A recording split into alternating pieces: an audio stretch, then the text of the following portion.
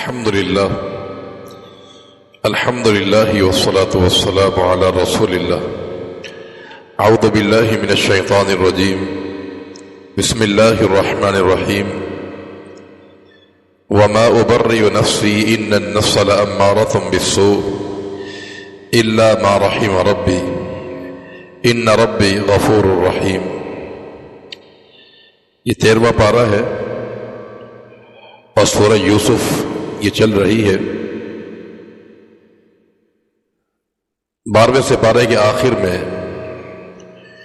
یوسف علیہ السلام کی جب صفائی ثابت ہو گئی اور عزیز مصر کی بیوی نے اعتراف کیا کہ غلطی میں نے کی ہے، گناہ میں نے کیا ہے، یوسف علیہ السلام اس سے بالکل بری ہیں، تو پھر آپ کو جیل سے رہا کر دیا گیا اور عزیز مصر کے دربار میں آپ کو لایا گیا. اور 13ویں سے پارے کے آغاز میں فرمایا کہ وما ابرئ نفسی، میں اپنے نفس کو بری نہیں کرتا، ان النفس لامارۃ بالسوء، انسان کا جو نفس ہے اس کو برائی پر ابھارتا ہے، الا ما رحم ربی، مگر وہ شخص کے جس پہ اللہ کا رحم ہو جائے.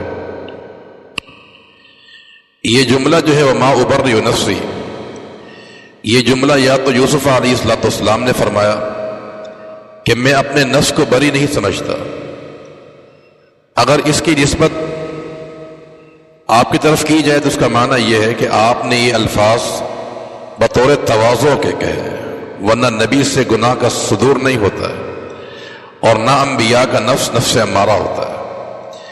یہ محض تواضع اور عاجزی کی بنیاد پر یہ جملہ کہا گیا. اور اگر اس سے مراد وما ابرئ نفسی کہ میں اپنے نفس کو بری نہیں کرتا، یہ پھر قول جو ہے عزیز مصر کا ہوگا جو وقت کا بادشاہ تھا، اس نے یہ جملہ کہا تھا، کیونکہ انسان کا نفس اس کو برائی پر ابھارتا ہے سوائے اس کے جس کو اللہ رب العالمین رحمت کر دے، اس کو بچا لے. تو معنی یہ کہ انسان نفس کی شرارتوں سے وہ بچ جاتا ہے جس پہ اللہ تعالیٰ کا رحم ہوتا ہے. تو بہرحال جب آپ کو دربار میں لایا گیا تو عزیز مصر نے کہا کہ میں چاہتا ہوں کہ آپ میرے وزیر بن جائیں. آپ نے کہا کہ نہیں، قال اجعلنی علی خزائن الارض، مجھے آپ زمین کے خزانوں پر مقرر کر دیں، زمین کی جو پیداوار ہے غلہ اناج، آپ مجھے اس پر مامور کر دیں. عمومی حالات میں عہدہ مانگنا جائز نہیں ہوتا ہے. ہمارا اسلام اس بات سے منع کرتا ہے کہ انسان عہدہ مانگے، کوئی منصب مانگے. ہاں خود بخود مل جائے تو وہ لے لینا چاہیے، لیکن مانگ کر نہیں لینا چاہیے. یوسف علیہ السلام نے یہ جو عہدہ مانگا تھا یہ صرف اس بنیاد پر مانگا تھا کہ جب ایک انسان کو اس بات کا علم ہو کہ فلاں چیز کے اندر مجھے زیادہ صلاحیتیں حاصل ہیں، اگر یہ میں اپنے کنٹرول میں نہ لوں کسی اور کے پاس چلے جائے گا تو نقصان ہوگا.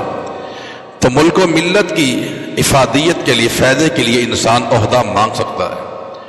اور چونکہ یوسف علیہ السلام بتا چکے تھے کہ مصر کے اندر قحط سالی پڑے گی، غربت آئے گی، اور غربت سے نکلنے کا راستہ اور تدبیر بھی آپ نے سمجھائی تھی، تو لہذا مناسبت یہی تھی کہ یہ عہدہ میں لے لوں.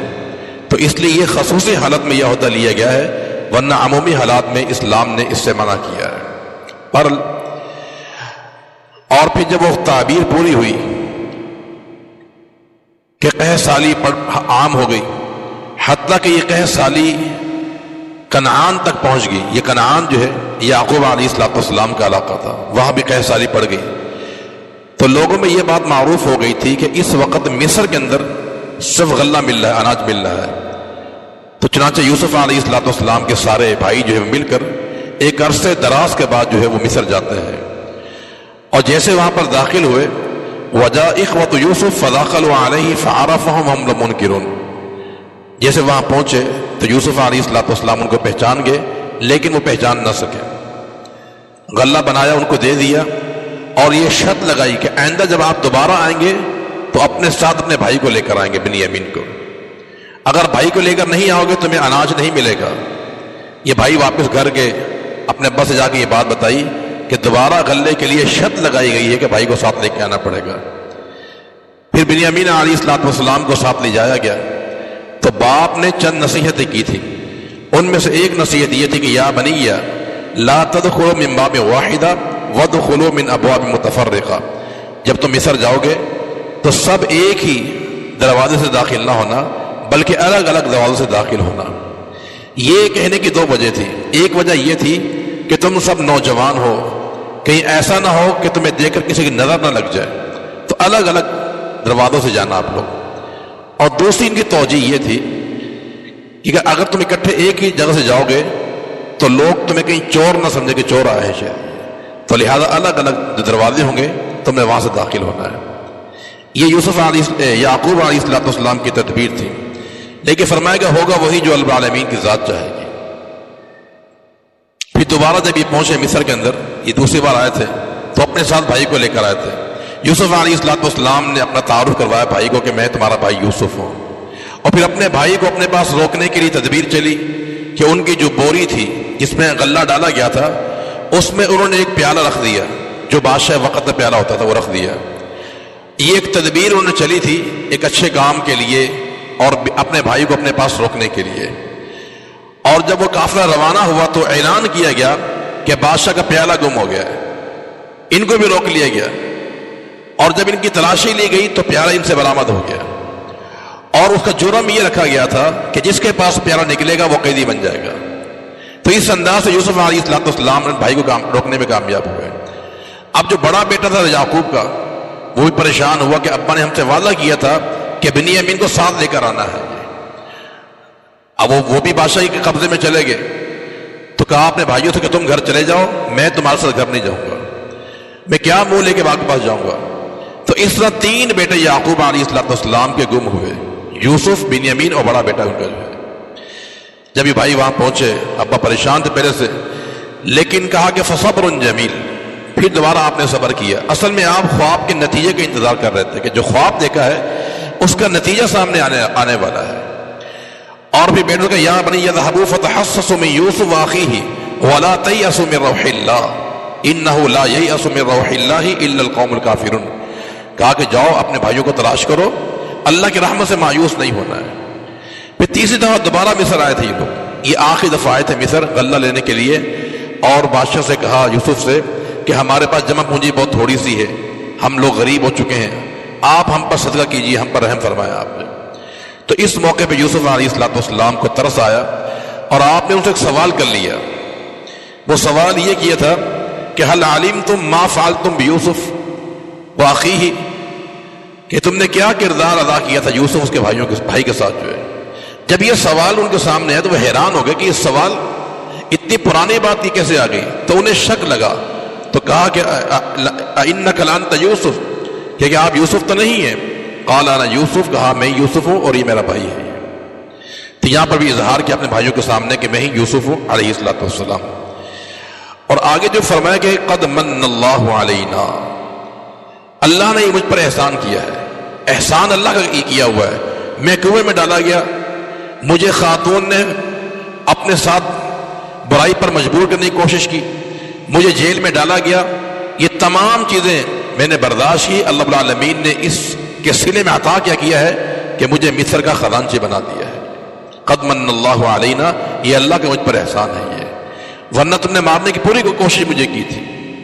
اور آگے دو جملوں میں پوری زندگی کا خلاصہ سمجھا دیا کہ انہ من یتقی ویصبر، جو انسان متقی اور صابر بن جائے اللہ اس انسان کو تمام مشکلات سے نکال دیا کرتا ہے۔ اور پھر یہاں پر بھائیوں کے لیے معافی کا اعلان کر دیا کہ لا تثریب علیکم اليوم، آج تم پر کوئی چڑھائی نہیں کی جائے گی، تم سب کو میں نے معاف کر دیا۔ یہ پیغمبر کا کردار ہے میرے بھائی۔ پھر اپنے قمیض اتار کے دی کہ یہ لے کر جاؤ اور ابا کے منہ پہ ڈال دینا اور ان کو مصر لے کے آ جانا۔ جب یہ چلے بھائی قمیض لے کر تو ان کے والد نے کہا کہ مجھے خوشبو آ رہی ہے۔ یوسف علیہ السلام کی جو ہے بھائیوں نے آپ کو ملامت کی کہ یہ آپ کیسی باتیں کر رہے ہیں۔ دیکھیں رب العالمین کی شان دیکھیے کہ کتنے دور مصر بیٹھے ہوئے ہیں یوسف علیہ السلام، اور باپ ان کنعان کے اندر تھا۔ اللہ رب العالمین نے یہ قمیض کے ذریعے خوشبو پہنچائی ان کو، یہ محض کرامت کی بنیاد پر ہے، اور یہ ایک اعجاز تھا یہ، اور انبیاء کا معجزہ ثابت ہوتا ہے یہ۔ پھر بھائی جو ہے یعقوب علیہ السلام کو لے کر مصر پہنچے اور 40 سال آپ وہاں رہے اور اپنے والد کو انہوں نے تخت پر بٹھایا اور پھر تمام نے یعنی 11 بھائیوں نے اور والدین نے سجدہ کیا یوسف علیہ السلام کے سامنے جو ہے یہ وہ خواب کی تعبیر تھی جو آپ نے دیکھی تھی. اور آخر میں ان کی چند دعائیں ذکر کی ہیں کہ قد جعل ربی حقا وقد احسن بی اذ اخرجنی من السجن. یہ اللہ کا احسان ہے کہ اللہ نے مجھے جیل سے نکالا، یعنی جیل کی زندگی جو میں نے گزاری ہے آج میں خزانچی بنا ہوں، یہ اللہ کا احسان ہے. یہ نمبر 2 وَمِن بَعْدِ أَن نَّزَغَ الشَّيْطَانُ بَيْنِي وَبَيْنَ إِخْوَتِي، اور میرے اور میرے بھائیوں کے درمیان شیطان نے ہمیں ورگلایا، وسوسے پیدا کیے. دیکھیں یہاں پر بھائیوں کو شرمندہ نہیں کیا. أَن نَّزَغَ الشَّيْطَانُ بَيْنِي وَبَيْنَ إِخْوَتِي، یہ میرے بھائیوں نے جو کردار ادا کیا تھا یہ شیطان کے وسوسے کی بنیاد پر ادا کیا تھا. یعنی اس موقع پر بھی اس یوسف علیہ السلام نے اپنے بھائیوں کو شرمندہ نہیں کیا. اور آگے فرمایا کہ رب قد آتیتنی من الملک وعلمتنی من تاویل الاحادیث، اے اللہ بادشاہ بھی تو نے عطا کی ہے، خوابوں کی تعبیر بھی تو نے مجھے عطا کی ہے. یہ سارا تیرا فیضان ہے، ورنہ میرے اختیار میں کچھ بھی نہیں ہے. اور آخر میں جو دعا کی وہ بڑی قابل غور دعا ہے. وہ ایسی دعا ہے کہ ہر انسان اس کا محتاج ہے، ولی ہو، نبی ہو، چھوٹا ہو یا بڑا ہو یا مرد ہو عورت ہو. وہ دعا کیا ہے؟ توفنی مسلما والحقنی بالصالحین. یا اللہ مجھے موت ہے اسلام پر آئے اور کل قیامت کے دن مجھے صالحین کے ساتھ جمع فرما دینا. یہ بڑی جامع دعا ہے، یہ سب سے بہترین دعا ہے. یہ ہم جنازے میں یہی پڑھتے ہیں اللہم من احییتہ منا فاحیی الاسلام ومن توفیتہ منا فتوفہ الایمان، کہ یا اللہ زندہ رکھ اسلام پر، جب موت آئے تو ایمان کی آنی چاہیے. یہی دعا آپ نے فرمائی تھی توفنی مسلما والحقنی بالصالحین. اس کے بعد آخر میں العالمین نے سورہ یوسف میں خلاصہ نکالا، وہ یہ ہے چونکہ یہ میں نے بتایا تھا کہ یہ اس وقت نازل ہوئی صورت جب مکہ والوں نے اپنوں نے اللہ کے پیغمبر پہ ظلم و ستم ڈھائے ہوئے تھے. ان حالات میں یہ صورت نازل ہوئی کہ دیکھو یوسف علیہ السلام پر بھی اپنے بھائیوں نے ظلم و ستم کیا تھا.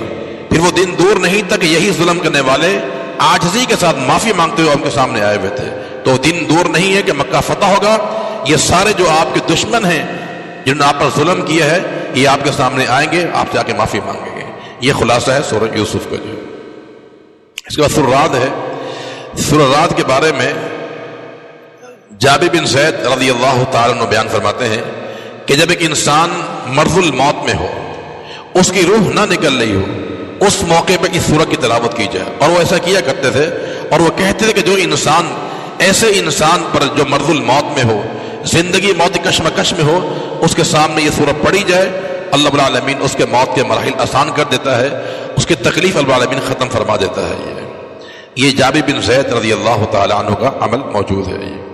اس سورہ میں اللہ العالمین نے شروع میں اپنی قدرت کی نشانیاں بیان کی ہیں کہ اللہ نے آسمان کو بلند کیا بغیر ستونوں کے، ہمیں نظر نہیں آتے ستون جو ہے، اور اللہ نے سورج و چاند کو مسخر کر دیا ہے. اور مزید فرمایا کہ ہم آسمان سے ایک پانی اتارتے ہیں لیکن زمین سے مختلف انواع کے ہم نباتات پیدا کرتے ہیں. پانی ایک ہوتا ہے لیکن پیدا ہونے والی جو چیزیں ہیں وہ رنگ و نسل ان کے الگ ہوتے ہیں، ذائقے ان کے الگ ہوتے ہیں، حالانکہ پانی ایک ہے. یہ رب العالمین کی یہ شان ہے. اور یہ اپنی نشانی بیان کر کے رب العالمین سمجھانا یہ چاہتا ہے کہ جب سارے کام رب العالمین کی ذات کر رہی ہے تو لہو دعوت الحق، پکارنا بھی اسی کو چاہیے، وہی ہمارا معبود ہے. اور جو لوگ اللہ کے سوا کسی اور کو پکارتے ہیں ان کی مثال ایسے ہے کہ جیسے کہ انسان پیاسا ہو اور وہ پانی کے قریب نہیں جاتا، پانی کو طلب کر رہا ہے. جیسے پانی سے قریب نہیں آ سکتا ہے تو ایسے یہ معبودان سے قریب نہیں آ سکتے ہیں. اور پھر یہاں ایک اور چیز بیان کی کہ ان اللہ لا یغیر ما بقوم حتی یغیروا ما بانفسہم، اللہ تعالیٰ کسی بھی قوم کی اس وقت تک حالت بدلتا نہیں ہے جب تک وہ خود اپنی قوم اپنی حالت بدل نہ دے. یعنی اللہ تعالیٰ کسی بھی قوم سے نعمت چھینتا نہیں ہے. کوئی بھی نعمت دی ہو، مال، علم، حسن، جوانی، اللہ چھینتا نہیں ہے جب تک یہ قوم اللہ کی نافرمانی نہ کرے. جب یہ نافرمانی کرے گی اپنی نعمت ہم چھین لیا کرتے ہیں. اللہ اس کی مثالیں قرآن مجید میں بہت ساری بیان فرمائی ہیں کہ کتنی ایسی قومیں تھیں ہم نے ان کو انعامات دیے، ان پر ہم نے فراوانیاں کی، لیکن جب انہوں نے ناشکری کی تو ہم نے ساری نعمتیں ان سے چھین لی تھی. اس کے بعد سورۃ ابراہیم ہے. فرمایا کہ الف لام را کتاب انزلناہ الیک لتخرج الناس من الظلمات الى النور باذن ربهم الى صراط العزیز الحمید، کہ یہ قرآن کی شان بیان کی کہ قرآن ایک ایسی کتاب ہے کہ ہم نے آپ پر نازل کیا اس کو تاکہ آپ اس کے ذریعے لوگوں کو اندھیروں سے نکالے نور کی طرف، بِإِذْنِ رَبِّهِ، اللہ کے حکم سے۔ یہ دو باتیں، قرآن کے نزول کا مقصد کیا ہے کہ لوگ جو اندھیروں میں شرک و بدعات اور کفر کے وہاں سے نکالا جائے نور کی طرف۔ یہ قرآن کے نزول کا مقصد ہے یہ۔ اور یہ نکالا کیسے جائے گا؟ دو چیزوں کے ساتھ۔ ان لوگوں کے سامنے اللہ تعالیٰ کی آیات پڑھ کے سنایا آپ، جب آیات سنیں گے ان کے دل میں جو اندھیرے وہ چھٹ جائیں گے وہ۔ اور دوسرا طریقہ کار یہ ہے اندھیروں سے نکالنے کا کہ ان کے سامنے سابقہ انبیاء کے واقعات سنائیے آپ، ان کے اقوام کے واقعات سنائیں۔ تو اس تناظر میں رب العالمین نے یہاں پر موسیٰ علیہ السلام کی قوم کا واقعہ ذکر کیا کہ ان کو دعوت دی گئی، لیکن اس قوم نے تسلیم نہ کیا، اللہ رب العالمین نے فرعون کو اور آل فرعون کے پانی میں غرق کر رکھ دیا تھا۔ یہ تو اندھیروں سے نکالنے کے دو راستے ہیں، اللہ کی آیات پڑھی جائے اور ان کو سامنے سابقہ انبیاء کے اور قوموں کے واقعات سنائے جائے۔ اور دوسری بات یہاں ارشاد فرمائی ہے بِإِذْنِ رَبِّهِمْ، یہ کوئی بھی انسان اگر راہ راست پر آئے گا تو وہ آپ کے مرہون منت نہیں ہے، بِإِذْنِ رَبِّهِمْ، اللہ تعالیٰ کی اجازت سے ہوگا۔ جس کو اللہ ہدایت دے گا وہی انسان ہدایت پر آئے گا، جسے اللہ ہدایت نہ دینا چاہے میرا پیغمبر اس کو ہدایت نہیں دے سکتا ہے۔ ابو طالب کی مثال ہمارے سامنے موجود ہے، نوح علیہ السلام کا بیٹے کی مثال ہمارے سامنے موجود ہے، ابراہیم علیہ السلام کے والد کی مثال ہمارے سامنے موجود ہے، لوط اور نوح کی بیویوں کی مثالیں ہمارے سامنے موجود ہیں۔ یہ سارے انبیاء کے تعلقات والے تھے لیکن مسلمان نہیں ہوئے۔ یہ تو کسی کو راہ راست پہ لے کے آنا ہے تو بِإِذْنِ رَبِّهِمْ، یہ رب العالمین کے حکم سے ہوگا، کسی اور کے حکم سے نہیں ہو سکتا ہے۔ اور پھر سب سے آخر رب العالمین نے یہ ارشاد فرمایا کہ لَإِن شَكَرْتُمْ لَأَزِيدَنَّكُمْ، اگر تم میری نعمتوں کا شکر ادا کرو گے میں تمہیں بڑھا کر عطا دوں گا، اور اگر ناشکری کرو گے تو میرا عذاب بہت سخت ہے۔ یہ تو اللہ جس انسان کو نعمت دے اس پر انسان کو اللہ کا شکر ادا کرنا چاہیے۔ اللہ نے تعریف کی ہے انبیاء علیہ السلام کی، اور اللہ کے پیغمبر کے بارے میں آتا ہے، صحیح بخاری کی روایت ہے، حضرت عائشہ فرماتی کہ اللہ کے پیغمبر طویل قیام کیا کرتے تھے، آپ کے قدم مبارک سوج جاتے تھے۔ تو میں نے پوچھا اللہ کے پیغمبر معاملہ کیا ہے؟ اللہ نے آپ کو بالکل معصوم بنا دیا ہے، ساری خطائیں آپ کی ختم ہو گئی ہیں۔ فرمایا افلا اکون عبدا شکورا، کیا میں اللہ کا شکر گزار بندہ نہ بن جاؤں؟ حضرت نوح کے بارے میں فرمایا کہ انہ کان عبدا شکورا، کہ نوح ہمارا شکر گزار بندہ تھا۔ حضرت ابراہیم کے بارے میں فرمایا کہ شاکرا لانعمی، کہ ابراہیم ہماری نعمتوں کا شکر ادا کرنے والا تھا۔ تو فرمایا کہ لئن شکرتم لازیدنکم، اگر تم میری نعمتوں کا شکر ادا کرو گے میں تمہیں بڑھا کر عطا کروں گا، اگر نہ شکری کرو گے تو میرا پھر عذاب بھی بہت سخت ہے۔ اللہ تعالی ہمیں کتاب و سنت کو سمجھ کر عمل کرنے کی توفیق عطا فرما دے۔ وآخر دعوانا الحمدللہ۔